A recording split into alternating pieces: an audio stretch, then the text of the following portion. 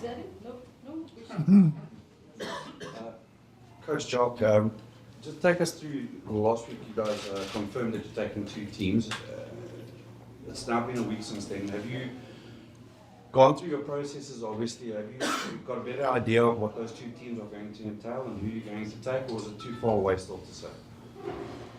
No, I think we've got a pretty good idea but on the one end we've got a pretty good idea, but on the other end there's still a lot of things that need to happen. Like for instance, last week with Andre and with Damian Willems struggling with injuries. I mean, there will still be issues like that. So I think we've got an idea what we would like to do, but it's too early still for us to say, listen, it's going to be these guys.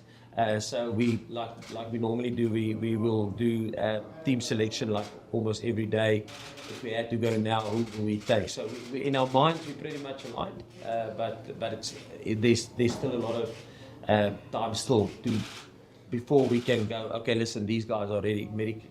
When is the final decision going to be taken then on the squad split? If I can put it that way. Yes, probably I would say it's probably the week before Australia. We will have a pretty good idea of, listen, who is come back from injury, so who we can select. I think probably the week before Australia. Ken?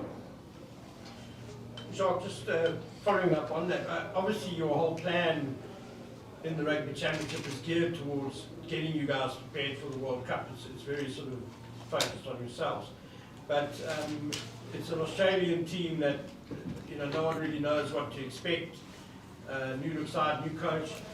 Is there kind of a bit of a thought that maybe you want to kind of get dominance over them from the get-go, as well as the temptation to go, we want to make sure that we get on top of them at the start of their season as well? Yeah, I think we mentioned last week that it will not be an A and a B side.